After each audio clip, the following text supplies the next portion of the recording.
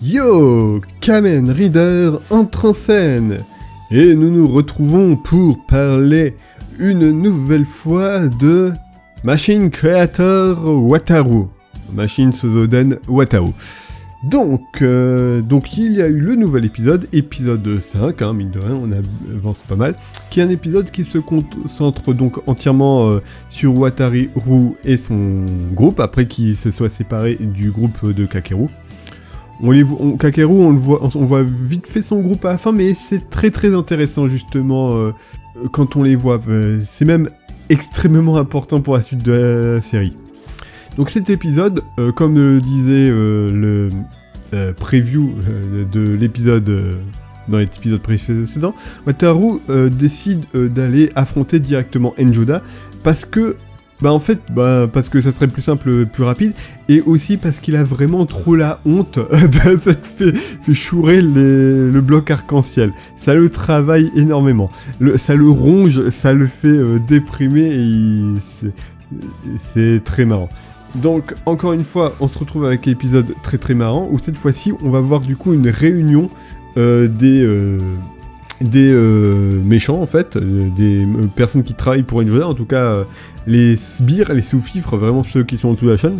Il n'y a pas eu d'autres gros méchants que la personne qui organisait la réunion. Donc c'était assez rigolo, donc il y avait encore plein de gags très très marrants. Déjà l'ennemi qui est un énorme gag auquel je m'attendais pas exactement. Donc jusqu'à maintenant on a eu vraiment des parodies de content créateurs, youtubeurs, tout ça. Là on a une parodie d'Hatsune Miku avec Hatsume Niku, donc Niku qui veut dire viande, référencé au fait que en fait c'est clairement un type qui ressemble à un cochon qui est cosplayé en Hatsune Miku.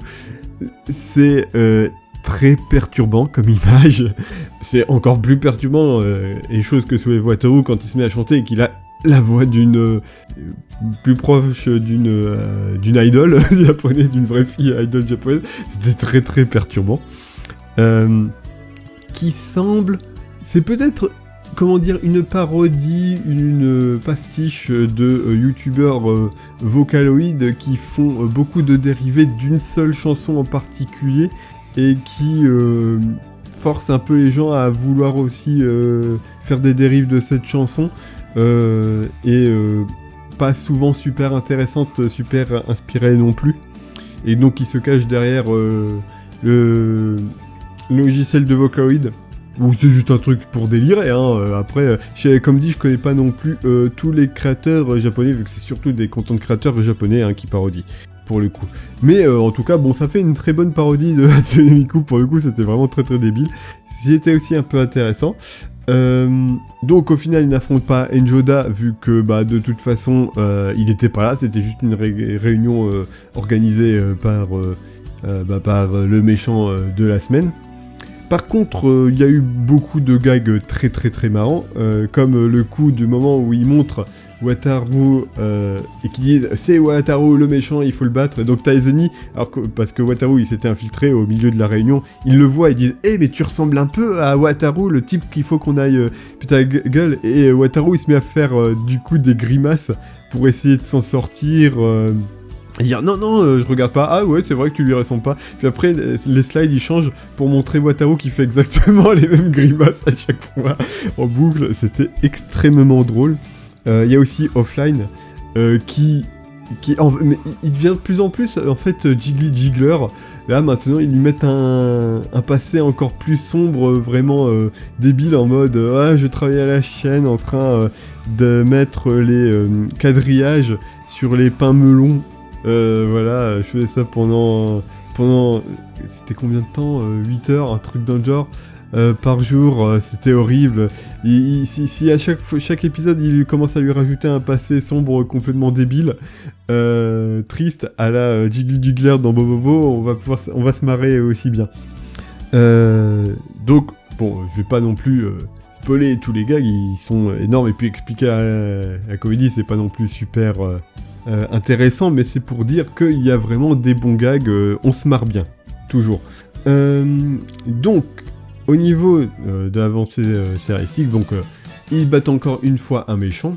Donc chose que j'avais pas soulevé, mais mais qui est intéressante, c'est que les ennemis, quand ils se battent, ils créent en fait un espèce d'espace parallèle où ils se battent, une sorte de bulle, voilà, d'arène et tout ça, téléporte les alliés et eux dans cet espace parallèle, qui peut faire référence à Gavan, donc Ixor, et le fait que les ennemis, ils avaient aussi cette technique où ils pouvaient téléporter Gavan et eux-mêmes dans un espace Maku, donc un monde de ténèbres, des démons, où ils étaient plus forts à l'intérieur. Bon, là, ça augmente pas spécialement leur force, c'est juste pour avoir une arène où ils peuvent tout péter.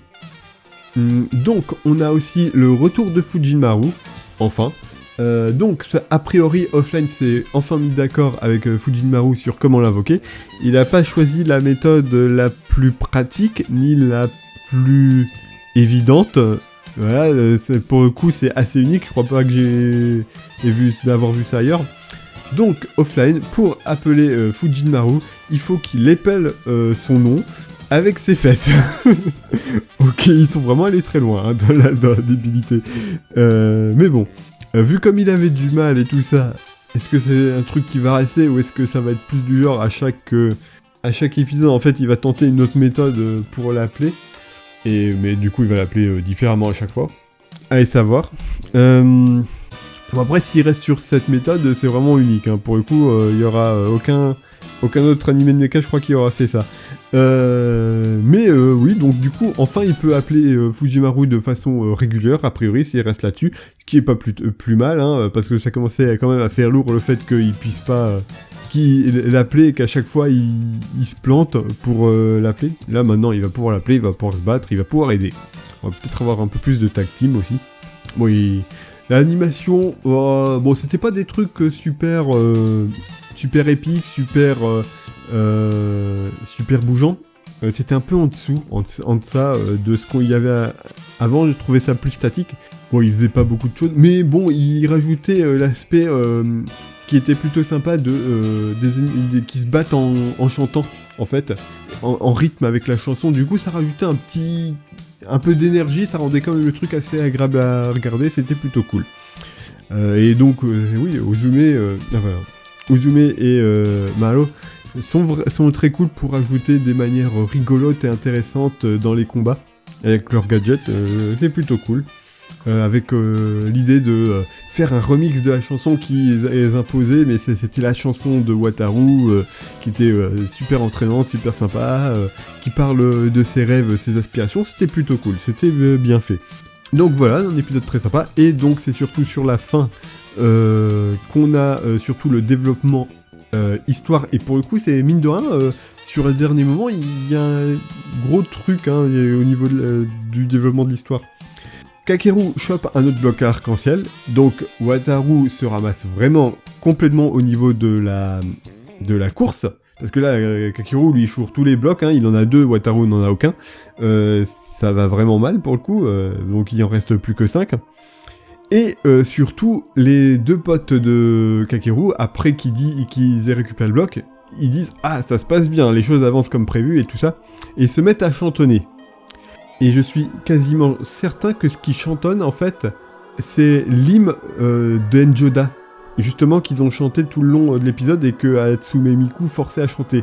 Ce qui confirmerait complètement mes soupçons et ma théorie que c'est des types de Enjoda. C'est en fait des sbires de Enjoda qui sont infiltrés et qui ont en fait manipulé Kakeru pour qu'ils fassent leur sale boulot, qui récupèrent les blocs arc-en-ciel pour leurs dessins.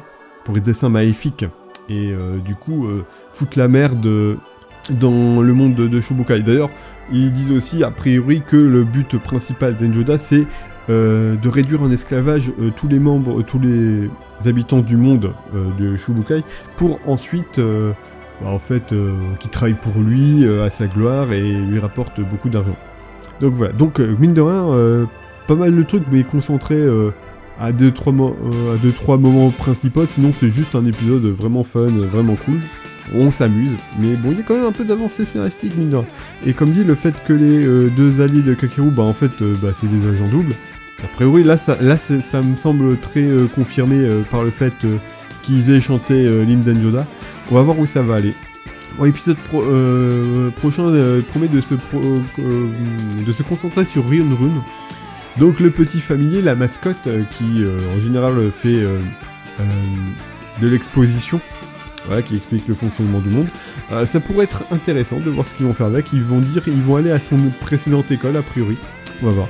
Après, ça serait bien que Wataru ait enfin aussi quelques blocs arc-en-ciel pour pas que ça soit juste Kakeru qui choure tout et que ça soit vraiment plus équilibré au niveau de la course, tu vois, qui est vraiment match. Parce que si c'est juste Wataru qui lose tout le temps à chaque fois, ça va pas le faire.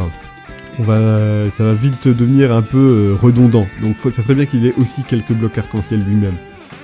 Mais bon, hâte de voir la suite et surtout le scénario Wataru Kakeru, est-ce qu'il va aller? Est-ce qu'on va aussi avoir quelques épisodes plutôt vraiment sur Kakeru?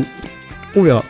Et du coup, hâte de voir ce que Offline aussi va faire maintenant qu'il peut enfin invoquer Fujinmaru de façon plus régulière. Est-ce que les ennemis vont être plus dangereux, plus forts, et donc demander vraiment à faire du travail d'équipe entre deux machines? Hâte de voir ça. Donc oui, encore un épisode cool et intéressant. C'était Kamen Rider, je quitte le stage. Tôt.